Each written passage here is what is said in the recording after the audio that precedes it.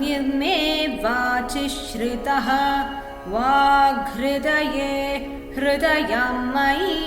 अहममृते अमृतं ब्रह्मणि वायुर्मे प्राणे श्रितः प्राणो हृदये हृदयं मयि अहममृते अमृतं ब्रह्मणि सूर्यो मे चक्षुषि श्रितः चक्षुर्हृदये हृदयं मयि अहममृते अमृतं ब्रह्मणि चन्द्रमा मे मनसि श्रितः मनो हृदये हृदयं मयि अहममृते अमृतं ब्रह्मणि दिशो मे श्रोत्रे श्रिताः श्रोत्रगुं हृदये हृदयं मयि अहममृते अमृतं ब्रह्मणि आपो मे रेतसि श्रिताः रेतो हृदये हृदयं मयि अहममृते अमृतं ब्रह्मणि पृथिवी मे शरीरे श्रिताः शरीरगुं हृदये हृदयं मयि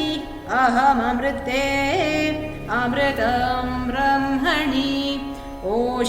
ओषधिवनस्पतयो मे लोमसुश्रिताः लोमानि हृदये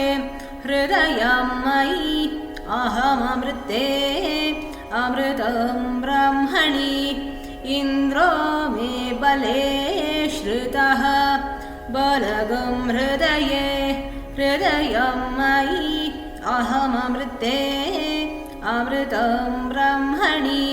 पर्जन्यो मे मूर्ध्नि श्रितः मूर्धा हृदये हृदयं मयि